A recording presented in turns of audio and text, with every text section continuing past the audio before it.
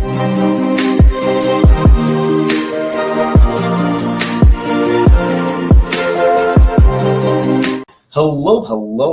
and welcome to another episode of TacoBytes, your daily bite of Degen, episode number 719, coming to you live from somewhere, nowhere, Canada.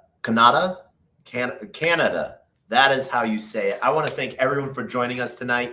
Everyone on LinkedIn, Player One Taco, YouTube, 0xDegens YouTube, Twitch, Twitter, Telegram, Rumble, Kick, on-chain via Unlonely on Base, and thank you to Soul Media Tech and Filecoin for putting this on Solana.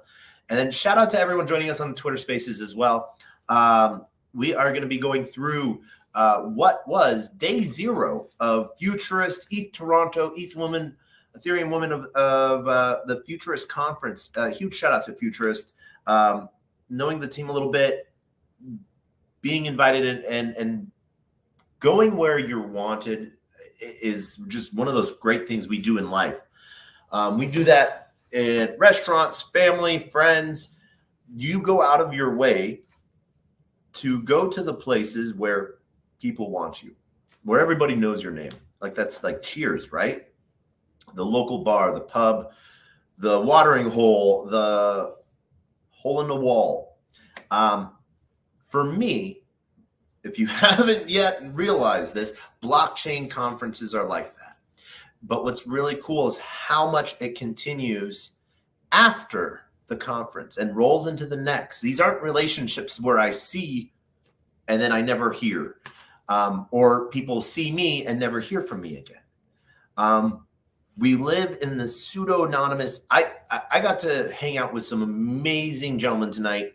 That was great conversation about everything from explosions and babies to, I think we talked for a second about Avril Lavigne because there was a conference or a concert going on for her next door to us, to populating space, to flying a pirate flag off of the Russian Mir station, and everything in between. So that was an amazing night. Thank you so much for that. That meant a lot. And what's really cool about this is that these things happen when you show up consistently, not even consistently, when you show up, when you put the effort. I got to meet an amazing guy today who flew in like 3 a.m. from Chicago just to come to this first part of the morning conference, and then literally was like staying as long as you could for new conversations with people to fly back home. And the effort that you put into something, people see, they recognize, they acknowledge. They might not always acknowledge right away because they don't know how to, but they put forth that effort. And so I want to thank everyone, that shows up. I see you, and I appreciate. It means the bottom of my heart that you recognize the importance of IRL events when we live in an anonymous, pseudo-anonymous culture, and we're working with trustless and permissionless systems. Sometimes it's hard to understand or know what to believe in, what to trust. We say, don't click on links, but hey, click on this link that I just sent you. We say, hey, this is really cool. I'm super excited you should buy this. Do your own research, and like, these are all things that, we do to sort of protect ourselves, or sort of give a word of warning to others to protect others. But getting to meet people in real life and sit down, talk with them, hear them talk to others, how they talk with others, it is just amazing. It is an awesome attribute. I was honored to be a speaker today at Decentralized AI Day, hosted by Morpheus. Though their conference was the second half of the day, it was pretty much assembled by the space and, you know, the setup and everything. Venue was put together by Web3 Toronto. So huge shout out to Web3 Toronto for lining that up, and kudos. And then at the same time, you know, the people of Morpheus and the projects. One of the coolest projects I got, like two great projects that got to know, but then meet a little bit more. Sapien and I'm going to, I hope I don't butcher this, but Theric, like theory, but with like an IQ at the end of it. So Theric, I'm going to just say it like that. But the panel opened up with, if you've seen him online, David Johnston, the voice, sort of one of the Johnson, sort of like the voice of, or face of Morpheus and Morpheus ecosystem, because he has a lot of experience and years of talking in front of people and explaining things and breaking them down, and just like the passion and the emotion is transmitted. And so that to sort of open up about how Morpheus is laying a stage for projects and ecosystems, building not just in AI, but like in that open source mantra type of thing. And so it was a really interesting aspect to see that that projects were doing that, and that I have been building with Morpheus outside of like the people that have lights on them.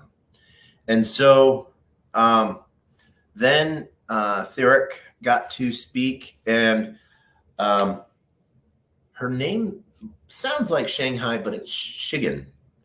Shengen. And I apologize. She is an amazing ball of energy, and in charge of their not community growth, ecosystem growth, and that includes people, individuals, but how they're building out sort of tailored, you know, AI agents and trading agents and agents that not yet that are in production and doing stuff. And so really cool stuff. And got to, you know, one of the main questions she asked, she's like, because it was a crypto thing, she, you know, her first question to it, what is the trend? What's the hottest meme coin right now? And like it gave her like 3 answers, you know, and probabilities. I picked number 3 just because it was relevant to today. And I was like, let's see what happens, you know, F around and find out. And it was really cool to see, you know, bought it and forgot about it. And then after she spoke, and that's when I got to speak about what we're building at Manifest. And the video I took, hopefully there's going to be more video out. My video, my sound was horrible on it, and so I apologize. But it was getting to sort of cover what Manifest is building. You know, as we heard Morpheus talking about what Morpheus is building out and what they're laying the groundwork ecosystem for people to build on. Theric, sort of like the agents in AI agents in development. And then we got to, you know, hear me talk about Manifest, what we're building out with the MFX token. And then at the same time, you know, hint at some of the things to come. You know, we're helping raise $250 million for a reason. But yeah, like who would have thought? You know, I'm literally wearing a come and take it brain cowboy hat shirt. Not in Texas, right? But I just, this is sort of one of those really cool things to where the amount of information almost is at that overload. Not in the aspect that it's being explained at too high of a technical level, but there's so many cool things going on that cannot wait to have them on the show, talk about what they're doing. Trevor from Sapien talking about how they've, like, I saw a picture today of a Filipino data center or data labeling center. I knew that they were bad, like, but I thought it was like 100 people, 50 people, in like a computer lab. They showed me a picture of like maybe like 1,000 people all crammed in front of a computer, labeling data and the valuation of that. And then, where companies are willing to pay so that not only does the people, there's valid data and labeled data, but that people that are labeling data are getting paid. Like if you had to look at pictures and like you look at a picture and it's like says find the apple, and you just got to like highlight the apple box, highlight the apple, and you got paid $2 per apple. Like that, like what the heck? Come on. That is a livable wage. You do 1,000 pictures in a day, maybe. Let's say 100. That's $200. Now in the Philippines, what the heck? That is not just living like a king. That is living like a emperor, And what's really cool is that Sapien's not doing like a cost of living deduction type of thing. Like, oh, it's cheaper to live here, so we're going to pay out less over here. It's no, we pay the same everywhere. And so that is something that I'm really excited to sort of showcase that you can do like from your phone in just a few minutes. You could earn a few dollars, earn a few cents, earn a few tokens, just labeling, like find, what color are these shorts, and just looking at pictures of people in shorts and naming the color on that. So it's really interesting to see what they're doing, because they're trying to give as clean as pure data to push in to train AI with, which is sort of awesome. Now, the next piece, we ended up, there's a little bit of VC talk and what people are building out, the VCs are saying, or this VC specifically, and what they're seeing and what they're trying to accomplish. I didn't really feel too much substance until like was sort of talking about some of the excitement around BitTensor and Berachain. So a lot of cool stuff there. Let's see.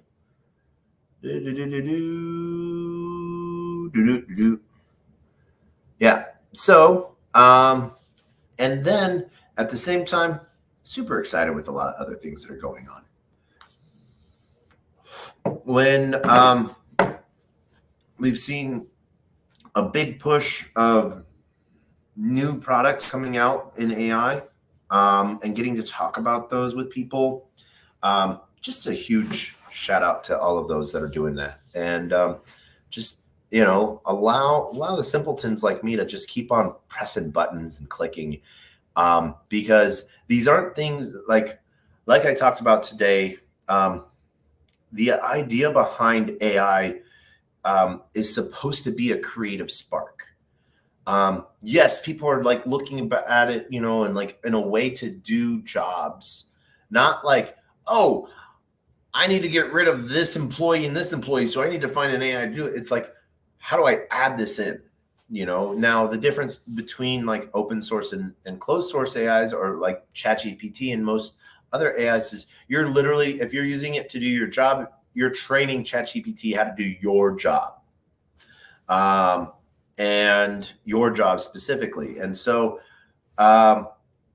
if you don't own the data, you can't recall it, and like it's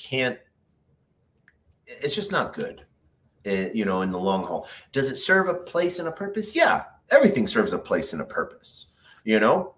And so I don't want to shoot ChatGPT, open AI down, but open source AI brings a whole other aspect to it.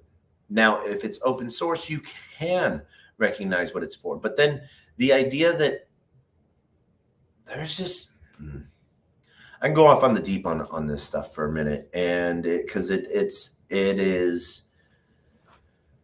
really complex. Some days you're like, oh yeah, like this is going to be awesome. Other days you're like, oh my God, this is the end of the world. But what's really cool is the people that are building in it and for it and with it are wanting to do better. And what we have isn't it like the exponential curve of how much more resources it's using as power and compute. It's not fitting with modern day theories of like Moore's law and stuff like that. It's just boop instead of like boop boop boop boop. It's just boop. Boop. So I don't know why I'm booping. Don't forgive me, but it was sort of crazy. You know, it is crazy on how awesome technology is advancing on that, because it's using itself to make itself better and suggestions for that betterness. But it should be like, you should see it as the imaginative, creative spark to help fill in the blank, making what you're doing slightly better, different. And the intersection of Web3 into that is if you're wanting to do it financially, you know, or you're wanting to pay or buy services or, you know, click through and pay bills, you know, your agent can do that for you. Now we're going to see, there's going to be a lot of cool stuff coming out over the next couple of days. So we're going to make this a quick bite, and end this shortly, but because I have to be at Futurist early in the morning. We have ETH Toronto and we have Ethereum Women. Then we have like a ICP event. Then we have, I think the Orbis 86 event was today. We have an L Bank dinner, I think. There's just sort of like a huge playing field to sort of see what is going on. Now, one of the big shout outs I want to give a shout out to Venice.ai. I really think that you guys should check that out as one of your AI tools. Image generation, code gen, and text to speech. They just enhanced the amount of text that it can, that input and output. So I think you can like almost, I don't know, 200,000 words or 200,000 characters. So yeah, but a lot is there. What other cool shit? Oh yeah, so this AI token that I bought, or this token I bought, the base off of what the AI said, was Elon Trump. When I looked at it 6 hours after I bought it, it was up 1,600%. Sell that.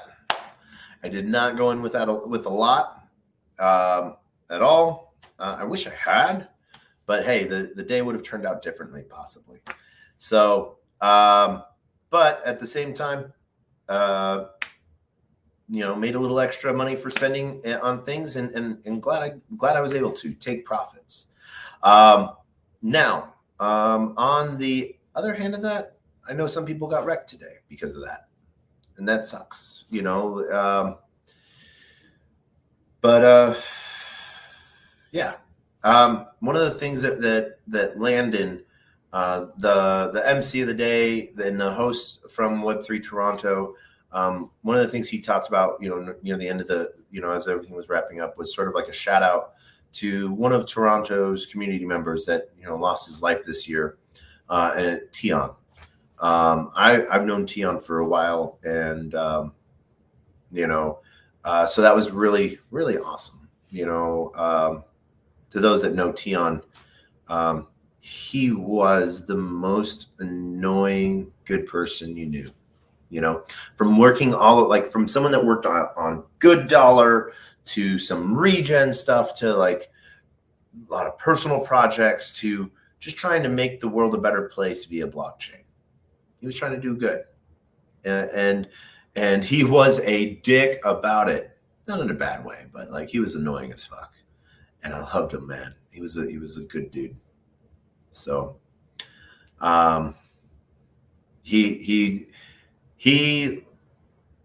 would get so angry at me sometimes because I refused to tell him my real name.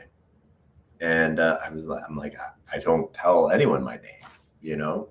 And but then like he'd get mad at me, go off on me. Then he would message me back a couple days later and be like, all right, whatever, let's, figure something else out and talk about this. And then, we'd be talking about that for a few days. By the way, what's your name? Like thinking he could like slide that in, oh, what's your initials? And just like it was, but he was a great guy. So shout out to Landon for ending the night that way. So yeah, hope you were able to take profits on the Elon Trump. I did not get to listen to the Elon Trump talk. So please let me know how it went. I'm going to try to listen to it tonight. Over 1 million listeners in there. I was on the space, but had it completely muted, so wasn't able to hear anything. So, yeah, but it does seem like there was a big win from Elon today with that, as well as a big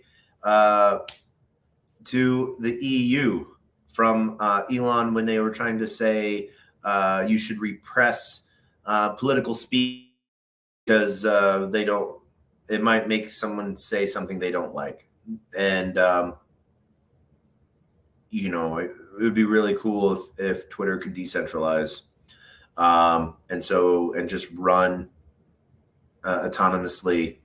And yeah, that would be interesting, wouldn't it?